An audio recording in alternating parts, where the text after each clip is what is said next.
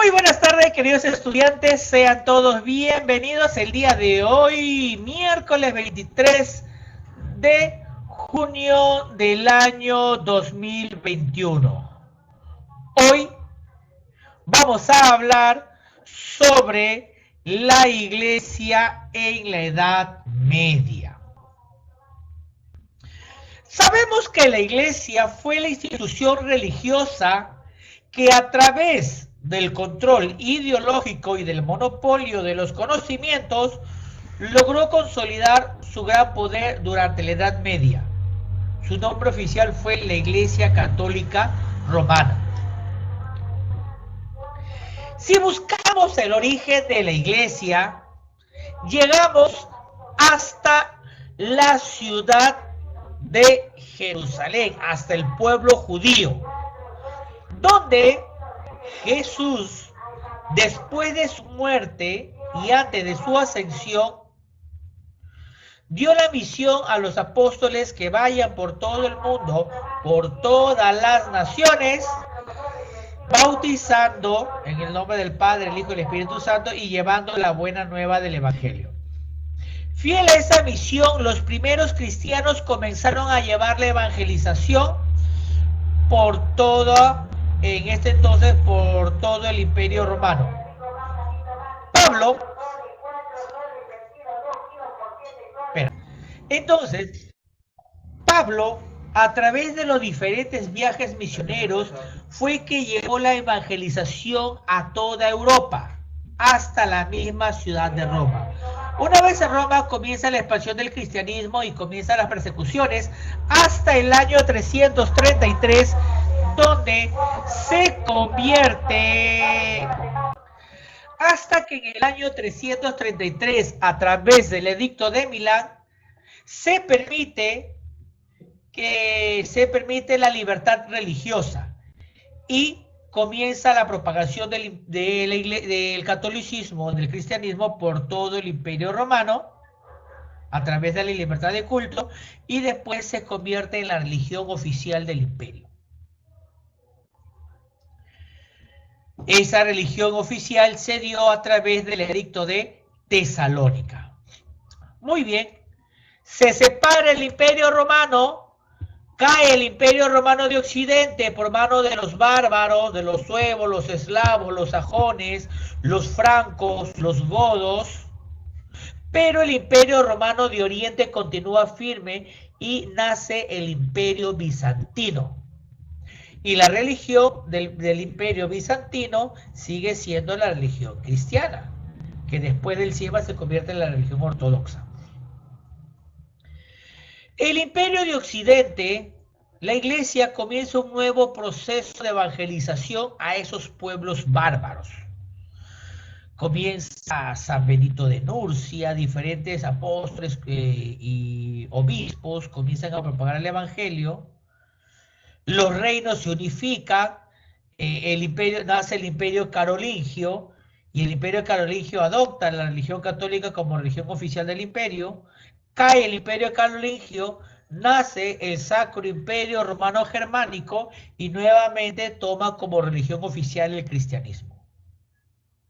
Dentro de la sociedad feudal se convierte en la religión oficial. Entonces la iglesia en la Edad Media se convierte en una estructura sólida.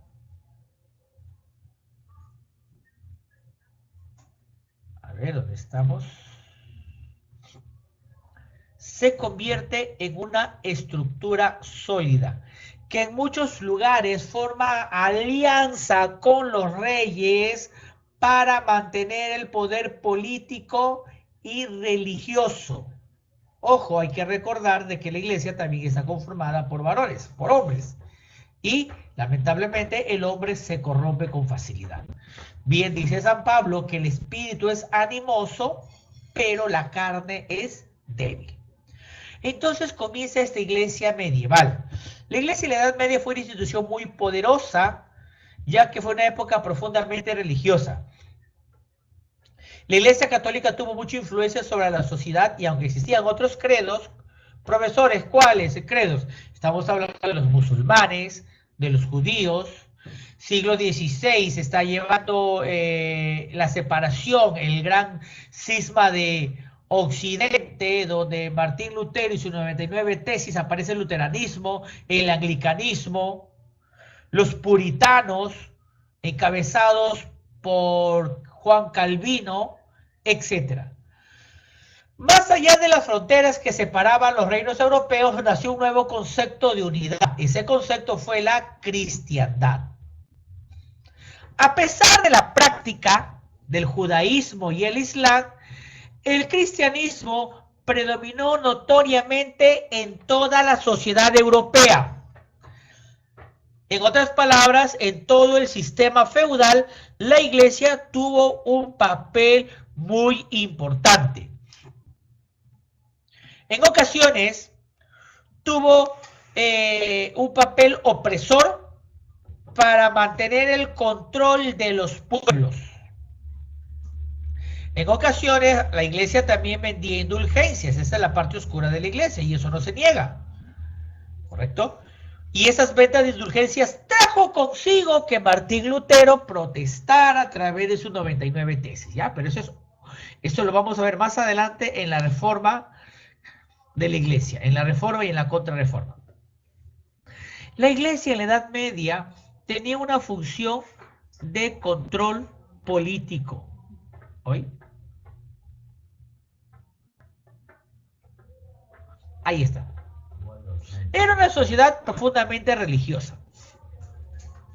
Su influencia era causa debido a la unidad de fe de toda Europa occidental.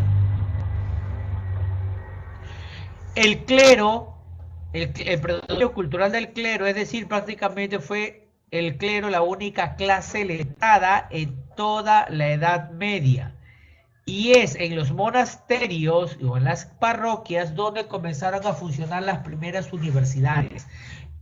Muchos señores, muchos nobles enviaban a sus hijos a estudiar en las iglesias, en los monasterios y aprender nuevas artes. Por eso se dice que en la iglesia es donde nace lo que hoy se conoce como las universidades. Había una conexión entre la iglesia y el poder civil, la que no siempre fue armoniosa. Claro, había consecuencias. Por ejemplo, si recordamos en el Sacro Imperio Romano Germánico, la querella de las investiduras, donde el emperador del Cir no quería nombrar a obispos y el Papa de Roma decía que no, que esa era solo potestad de la iglesia. Hasta que en el Concordato de Worms se da por terminado este conflicto, esta querella de las investiduras. La eficiente organización eclesiástica y su severa disciplina. Su crecimiento, poder económico, la iglesia era dueña de grandes riquezas y enormes extensiones de tierra. Mira, la iglesia se convirtió en algo muy importante. Por esa razón, muchas personas o muchos nobles ostentaban otra vez. Correcto. La iglesia comenzó a acumular riquezas, a acumular poderes a través de tres herramientas fundamentales. Ahorita vamos a ver cuáles son. Ese poder que tuvo la iglesia en el siglo XII, parte del siglo XIII, se debió al fervor religioso de todas las clases humildes.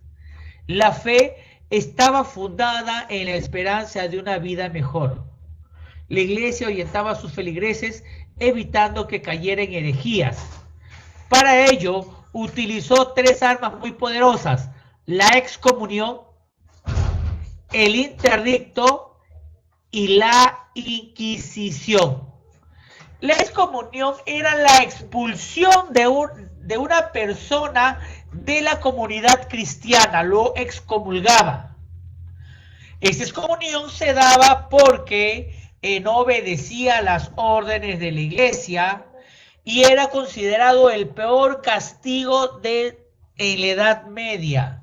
La excomulgación era una persona pagana, era una persona que se iba a quemar en el infierno.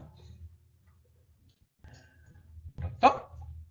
El interdicto era un castigo eclesiástico que se aplicaba a una región, mientras la excomunión era una persona o a una comunidad o a otra iglesia.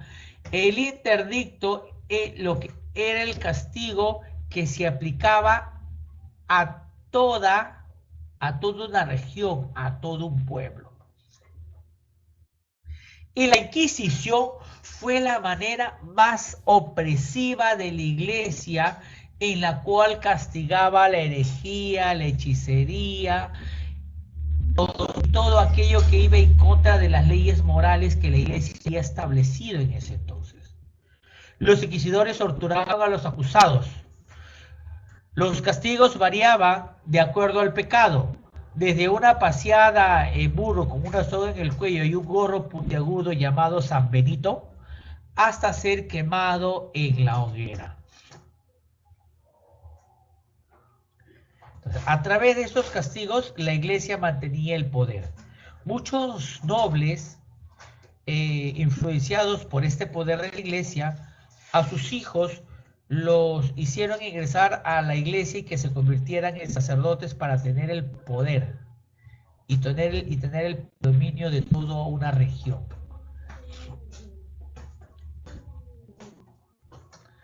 El clero se dividía en dos. El papa estaba a la cabeza y estaba el clero secular y el clero regular. El clero secular eran los obispos y arzobispos que estaban a cargo de una región, de una comunidad. Y después venían los sacerdotes que estaban a cargo de un pequeño poblado. Este clero, ellos vivían junto con el pueblo, comían, los cobraban los impuestos, etc. El clero regular era un clero que estaba aislado. Este clero secular, también conocido como un clero monástico, vivían en monasterios. Estaban los abades principales y después venían los superiores de los conventos y los monasterios, y más abajo los frailes, los monjes y las monjas. Todos ellos estaban en clausura, encerrados en un solo lugar. Ese era el clero. Es ahí donde la iglesia consigue un nuevo respiro y donde la iglesia nuevamente vivifica la esperanza y se reorienta en la evangelización.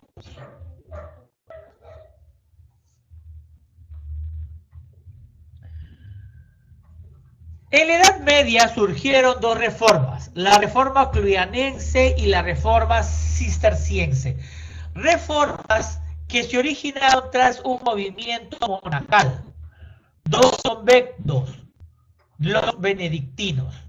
La primera reforma fue la abadía de Cluny, fundada en el 910. Estos monjes optaron por la protección exclusiva del Papa y no la del obispo o la del señor feudal. Eso se reforzaba la autoridad del abad. Esta reforma clunianense se extendió por toda Europa y se volvió muy popular. Hubo aproximadamente 1500 monasterios, todos ellos bajo la autoridad del abad de Cluny. En el siglo XII se da la reforma cisterciense. Los clunianenses se alejaron del ideal de la vida de San Benedictino. Comenzaron a enriquecerse y por consiguiente se da una nueva reforma, en donde en el monasterio de Citeaux, en Francia, San Bernardo de Claraval, verdadero organizador de la orden cisterciense, comienza a propagar esta orden monacal por toda Europa en el siglo XIII. Hasta que la iglesia se fragmenta a raíz del cisma de Oriente entre el Papa de Roma y el Patriarca de Constantinopla, Miguel Cerulario. La iglesia se divide y nace la Iglesia Católica Ortodoxa, fieles al Patriarca de Constantinopla, y la Iglesia Católica de Roma, fieles a la autoridad del Papa. Actualmente ese cisma continúa. Después tenemos también las querellas de las investiduras, donde el Papa Gregorio VII entra en conflicto con el emperador del Sacro Imperio Romano, Enrique IV. ¿En quién tiene más poder? ¿La investidura de un emperador o la investidura del Papa?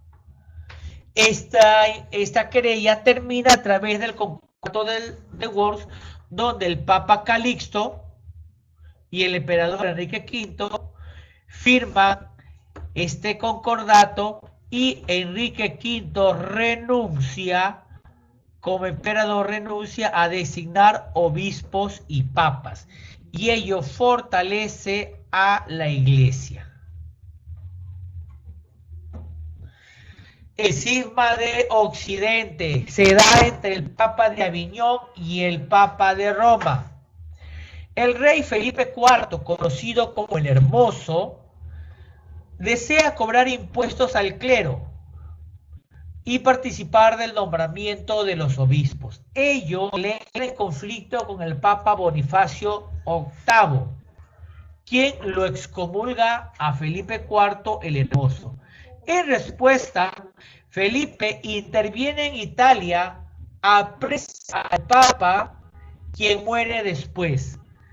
Tras la muerte de Bonifacio VIII, se elige a Clemente V, un papa francés, y este, apoyado por Felipe IV, trasladan la sede de la Iglesia Católica de Roma a la ciudad de Aviñón. Fue el primer papa en no ser italiano o romano. En 1378 fue elegido Urbano IV, un obispo italiano.